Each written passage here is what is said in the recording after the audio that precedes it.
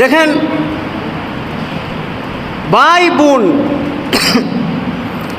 সমাজের মধ্যে আমরা যে বসবাস করি, নিশ্চিত প্রত্যেকটা ফ্যামিলিতে ভাই থাকে, বোন থাকে, বিভিন্ন মানুষ থাকেন। হকগুলাও তাদেরকে সঠিক নিয়মে হস্তান্তর করতে হয়।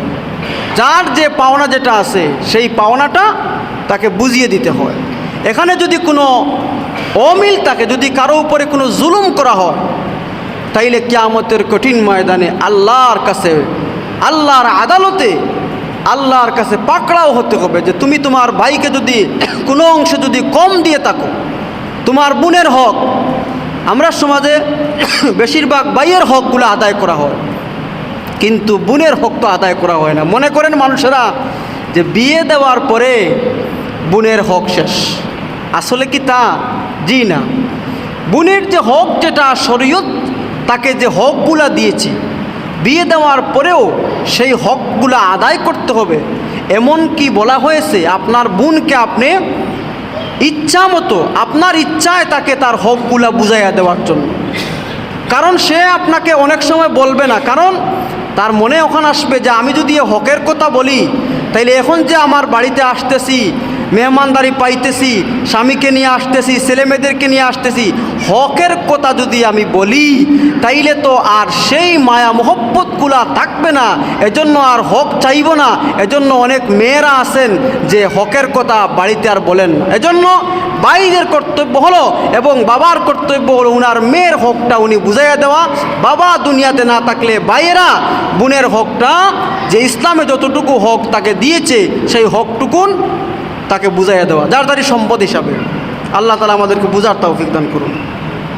সালাম কিভাবে দিবে? অনেকে আসসালামু আলাইকুম বলে সে সম্পর্কে বলেন। এখানে আরেকটু অন্য ব্যতিক্রমে সিস্টেমে লাগে, যেমন আমরা সমাজে আসসালামু আলাইকুম বলি আর কি, যে সালামটা আসলে শুদ্ধ হলো কি না সেটা তো দেখার প্রয়োজন আছে। আপনি একজন মানুষের সঙ্গে সাক্ষাৎ হয়েছে, রসুল বলেন প্রথমে সালাম, তারপরে কালাম। সালামটা আপনি বলবেন আসসালামু আলাইকুম ওয়া রাহমাতুল্লাহ, স্পষ্ট আওয়াজে, যাতে বোঝা যায় যে আল্লাহর পক্ষ থেকে আপনার উপরে রহমত বর্ষিত হোক। এই কথাটা স্পষ্টভাবে বলতে হবে। আসসালামু আলাইকুমের দ্বারা এটা মূল মাকসাদ আদায় হয় না, বরং অর্থ হয়ে যায় তুই মর, তোর উপরে আল্লাহ টাটা ফোড়ক। তাইলে আমি সালামটা দিব স্পষ্ট আওয়াজে, রাসূলের সুন্নাহ অনুযায়ী সালামটা দেওয়ার চেষ্টা করব, আসসালামু আলাইকুম ওয়া রাহমাতুল্লাহ। যিনি জবাব দিবেন তিনিও যাতে স্পষ্ট আওয়াজে শুদ্ধ করে ওয়া আলাইকুমুস সালাম ওয়া রাহমাতুল্লাহি ওয়া বারাকাতুহু। আলহামদুলিল্লাহ, আমাদের মসজিদ খুব সুন্দর হয়েছে, শুকরিয়া আল্লাহর দরবারে। কিন্তু এই মসজিদের যে হকটা আছে, মসজিদের যে খোরাক আছে, সেই সম্পর্কেই তো আমি এত সময় বয়ান করলাম। সেটা হচ্ছে নামাজ।